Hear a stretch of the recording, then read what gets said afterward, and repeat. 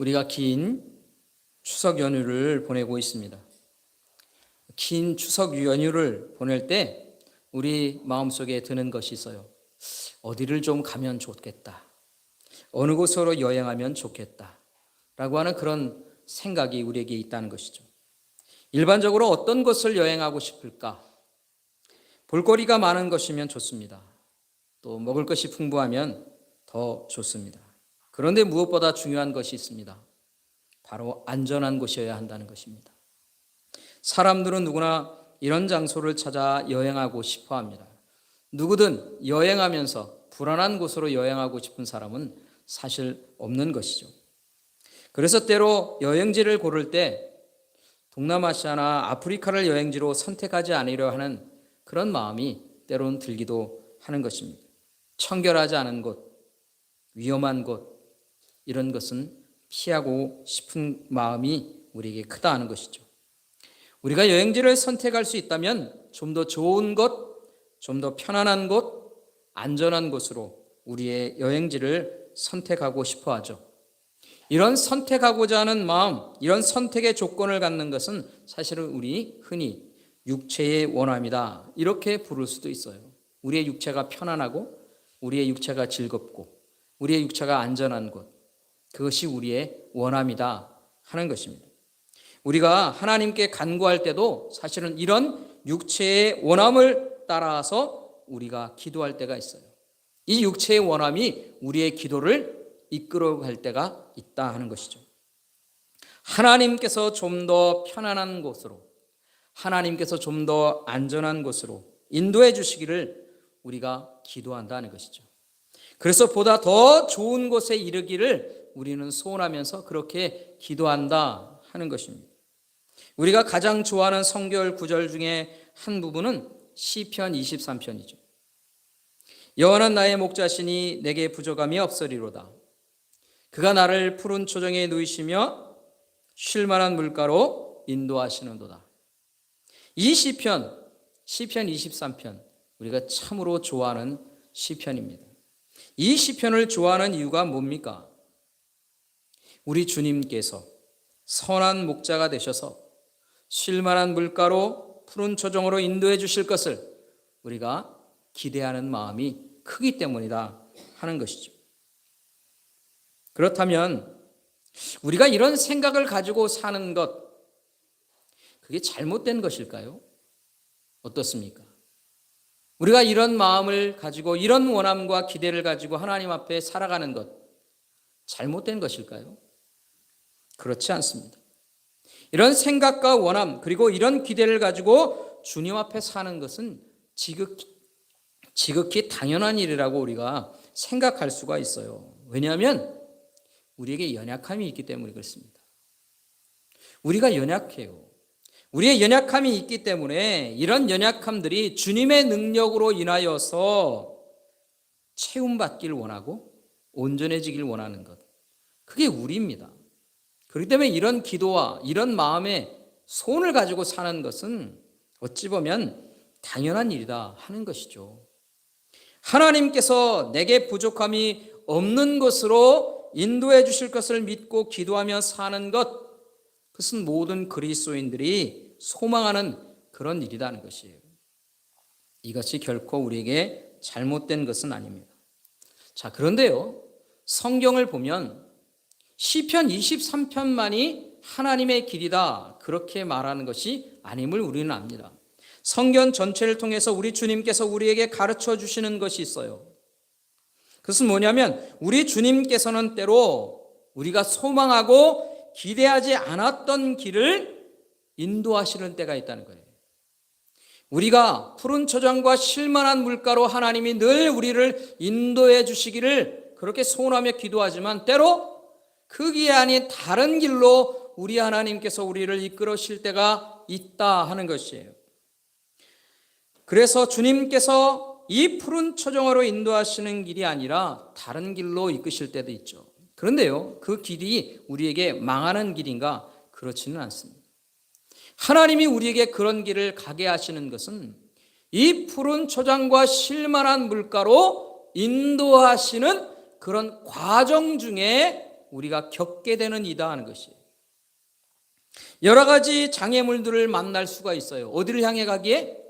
푸른 초장과 쉴만한 물가로 가기에. 때로 장애물을 만나는 어려운 길을 거쳐가야만 하는 때가 있다 하는 것입니다. 때로는 특별히 위험한 곳에 이르도록 하실 때도 있는 것이죠. 이런 하나님의 인도하심이 있습니다. 자, 이런 하나님의 인도하심이 있을 때 우리는 그러면 어떻게 해야 합니까? 어떤 선택을 해야만 할까요? 그래도 주님께서 이끄시는 그 길을 따라가야 할까? 주님께서 인도하시는 그 가르쳐왔기를 우리는 가야만 하는가? 거칠고 걷기 힘든 이 돌밭을 내가 지나가야 하는가? 하는 것에 대한 질문들을 우리가 갖게 된다 하는 것입니다. 여러분 어떻습니까? 우리가 어떻게 해야 합니까? 그래도 주님을 따라가야 하는 것입니까?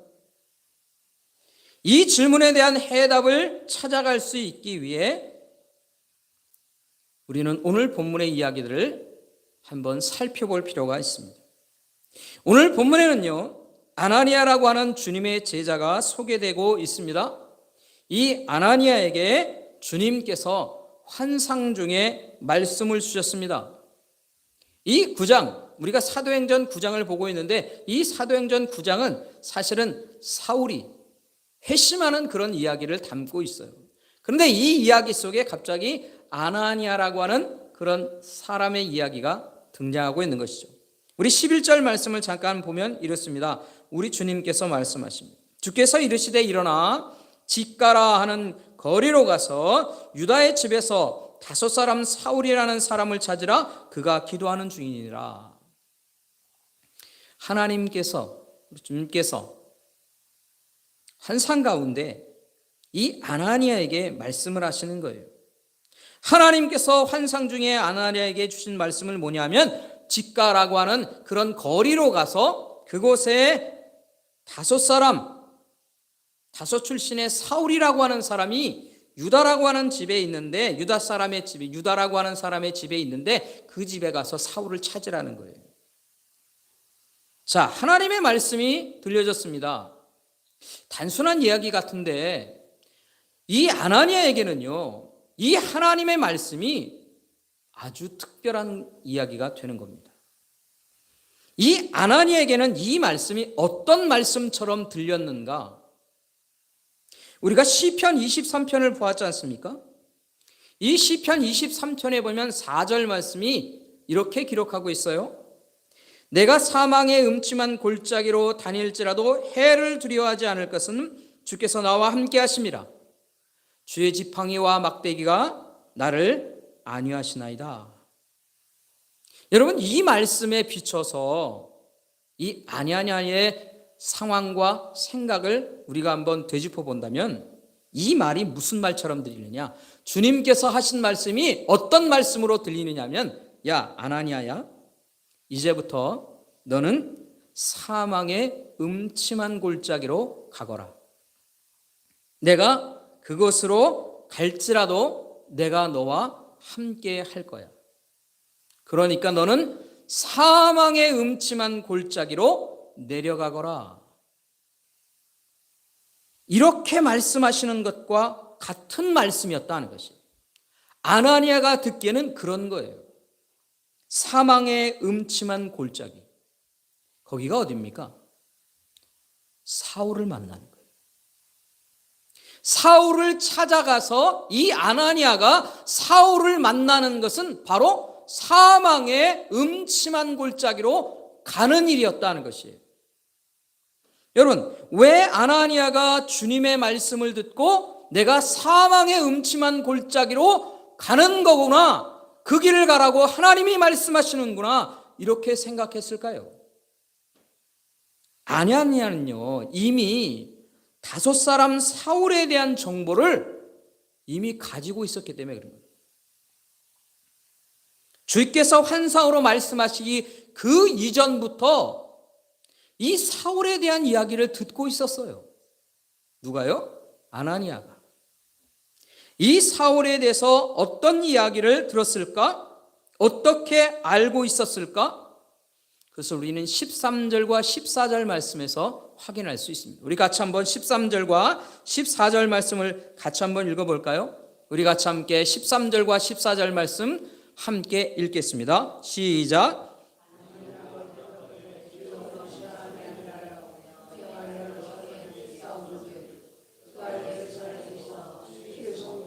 적지 않은 해를 끼쳤다 하더니 여기서도 주의 이름을 부르는 모든 사람을 결박할 권한을 대제사장에서 받았나이다. 사울이라는 사람을 어떻게 알고 있는가? 위험한 사람이다. 어느 정도 위험한가? 아나니아와 같은 믿음의 사람들을 찾아내어서 해를 끼치는 사람이다. 심지어는 성도들을 죽음에 이르게 하는 사람이다. 그 일에 아주 열정을 가지고 그 일에 모든 목숨을 걸 만큼 그런 사람이다. 우리가 성경을 통해서 아는 것처럼 살기가 등등한 사람, 사람들을 죽이고 싶은 그런 열정의 마음에 불타는 사람이다. 이런 이야기를요 들은 거예요. 그리고 이 다메섹에 이 사울이 온 이유가 뭐냐? 바로 그 일을 실행하기 위해서, 바로 아나니아 같은 사람들을 잡아다가 죽이는 곳에 데려가기 위해 왔다는 겁니다. 여러분, 아나니아가 이 소식을 들었을 때 어떤 생각을 했겠어요? 내가 사울과 만난다면 나는 죽는 것이 아닌가, 이런 생각을 한다는 것입니다. 여러분, 이 아나니아는요 겁 많고 어리석은 사람이 아니에요. 이 사람은 이미 여러 사람들로부터 정보를 가진 사람이에요. 그리고 그 정보를 취합해서 분명한 해석을 가지고 있었던 사람이라는 것입니다. 그런데 이 정보, 틀린 정보가 아니죠. 너무나 확실한 거예요. 여러 사람으로부터 오랫동안 이 사울에 대한 이야기를 들었고 알았고 판단하고 있었던 거예요. 사울은 분명히 자신과 같은 믿음의 사람들을 죽음의 길로 이끄는 사람이었다는 거죠. 그렇기 때문에 아나니아가 사울을 만난다는 것은 무슨 얘기입니까? 죽음의 길로 가는 것이다. 스스로 사망의 음침한 골짜기로 들어가는 일이다 하는 것이에요. 그런데 그 일을 주님께서 환상 중에 나타나셔서 말씀하시는 거예요. 그래서 이 13절과 14절 말씀, 사실은 이 아나니아가 주님의 말씀을 듣고 네, 제가 가겠습니다 이렇게 말을 하는 것 같습니까? 아니죠. 주님, 이 사람이 그런 사람입니다. 그런데 내가 어떻게 갈 수 있겠습니까? 라고 주님 앞에 말하는 거예요. 그래서 주님께 다시 한번 제고해 주십시오. 주님, 내가 이 일을 할 수 있겠습니까? 해야 됩니까? 하고 말하는 것과 같은 것이, 이게 아나니아의 첫 번째 반응이라는 것이에요. 할 수 없는 일이다. 그러나 아나니아는 오늘 성경 본문에서도 보는 것처럼 아나니아는 누구라고 표현되고 있습니까? 누구라고 평가되고 있습니까? 주님의 제자라고 말하고 있어요. 그냥 일반 성도도 아니고 주님의 제자로서 그렇게 하나님 앞에 신실함으로 하나님을 경외하고 주님을 따르는 그런 사람이었다는 것입니다. 그래서일까요? 두 번째로 주님께서 말씀하실 때 아나니아는 자신의 생각을 바꿉니다.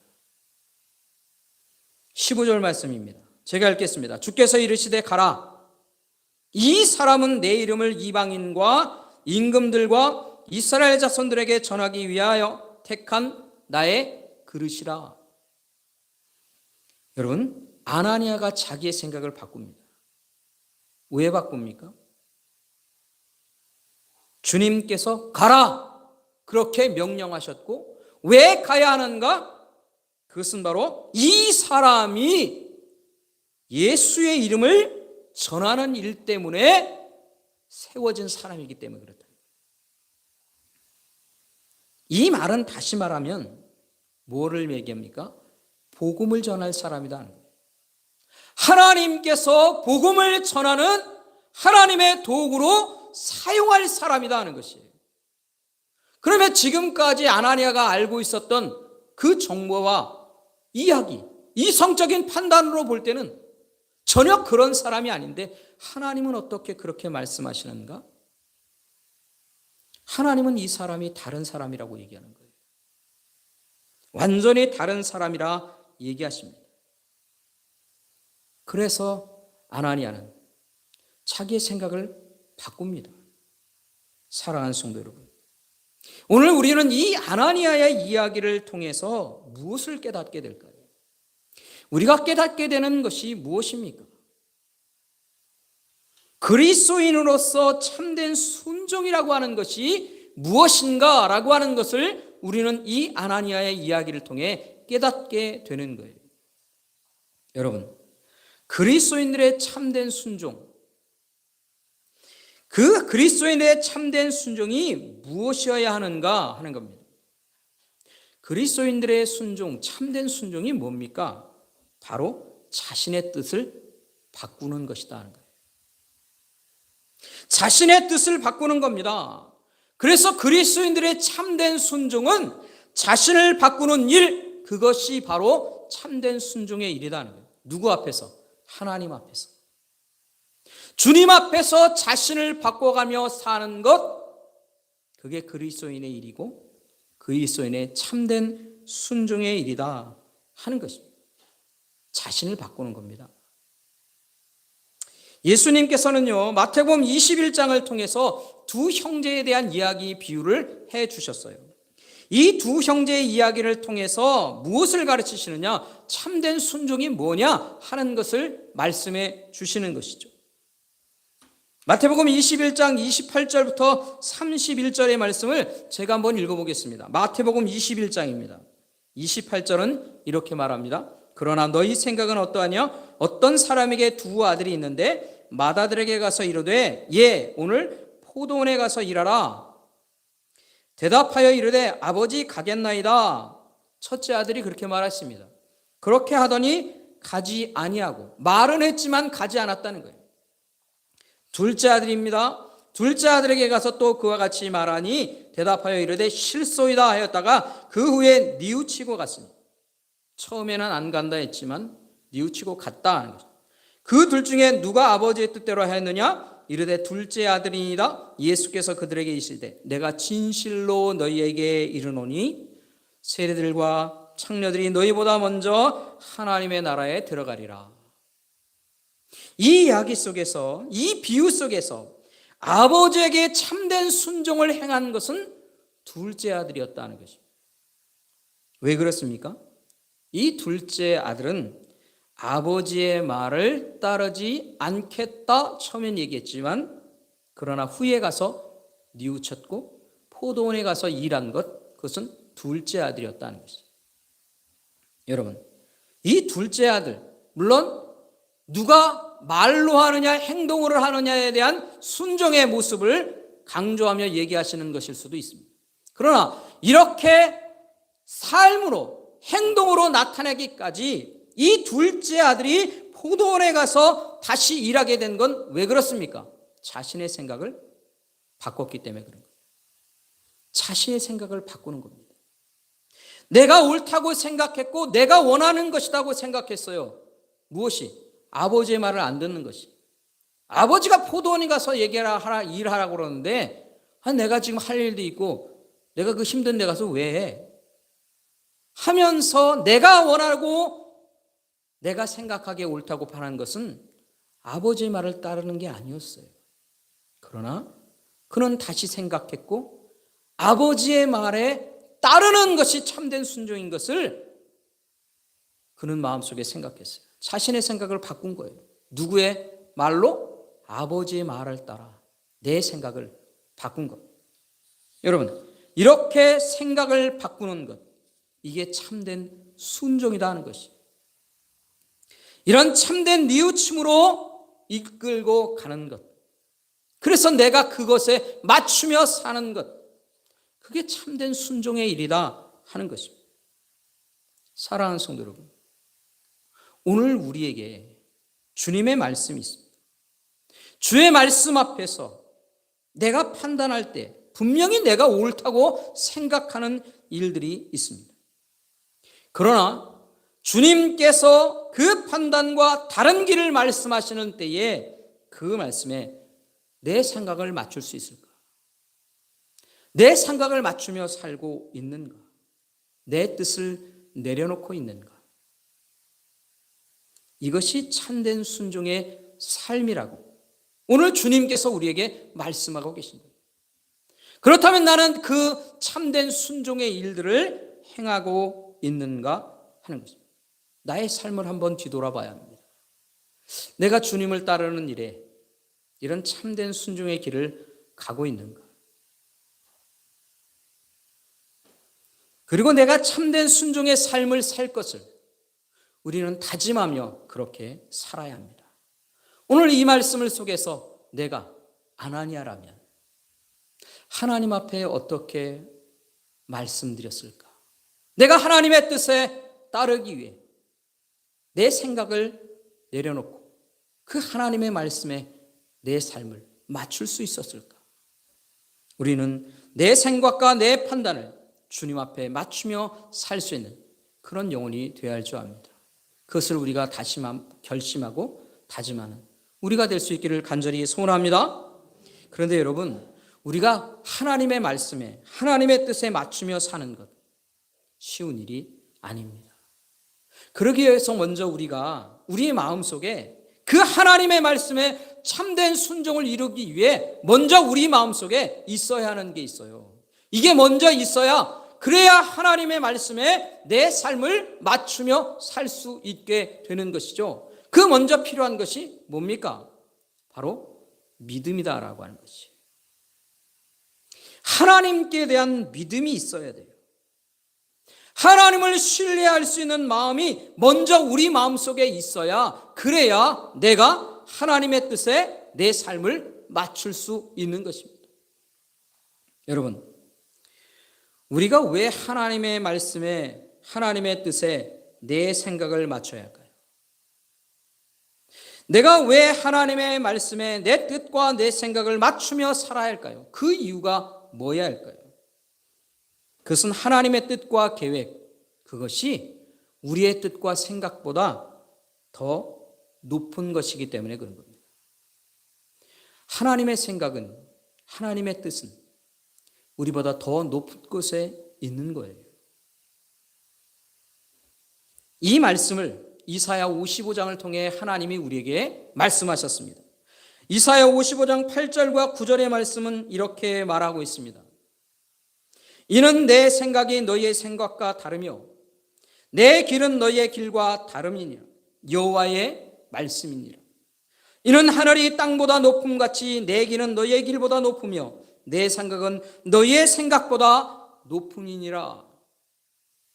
이사야를 향해 하나님이 말씀하시고 하나님께서 계획하시는 것이에요. 하나님의 뜻, 하나님의 계획, 하나님의 생각은 우리 인간의 생각보다 높은 곳에 있다는 거예요. 더 깊은 것이 하나님의 생각입니다. 여러분, 이 이사야 선지자는 이 유다 왕국이 멸망하는 기에 있었던 하나님의 말씀이에요. 이 역사 전체를 놓고 하나님께서 계획하시는 일이 있어요. 하나님이 이루시는 그 역사의 수레바퀴를 인간은 도저히 이해할 수가 없는 거예요. 그들 마음속에 생각합니까? 왜 이스라엘 백성이 망합니까? 왜 하나님의 이름을 두신다고 하셨던 그 성전이 무너진다고 하십니까? 왜 그들이 이 땅에서 말갛게 씻겨질 인간들이라고 그렇게 말씀하시냐면 하나님의 백성들인데 인간의 생각으로는 도저히 이해할 수가 없죠. 그러나 하나님은 그 일을 계획하시고 이루십니다. 그리고 다시 그들을 돌아오게 하십니다. 이런 하나님의 뜻과 하나님의 계획을요, 인간은 도저히 알지 못해요. 그 이후로도 모든 제국의 역사들을 하나님이 주관하고 계신 것을 그 이후로도 계속 선지자들을 통해 이야기하고 계세요. 아니, 세상의 제국들을 주관하시는 하나님이시라고. 그 모든 역사들을 하나님이 주관하고 계신 것을요, 이 유다 사람들은 전혀 생각을 하지 못합니다. 깨닫지 못합니다. 그러니까 하나님의 그 계획과 생각은 인간의 것보다 훨씬 높은 거예요. 그러니 하나님의 말씀에 순종하라 따르라 말씀하시는 것입니다. 하나님이 괜히 그러신 것 같습니까? 아닙니다. 하나님의 뜻과 생각은 훨씬 더 높고 훨씬 더 크기 때문에 그런 것입니다. 사랑하는 성도 여러분, 우리가 하나님의 말씀에 대한 믿음이 있다면 어떨까요? 나에게 말씀하시는 그 하나님께 대한 신뢰하는 마음이 내게 있다면 어떨까요?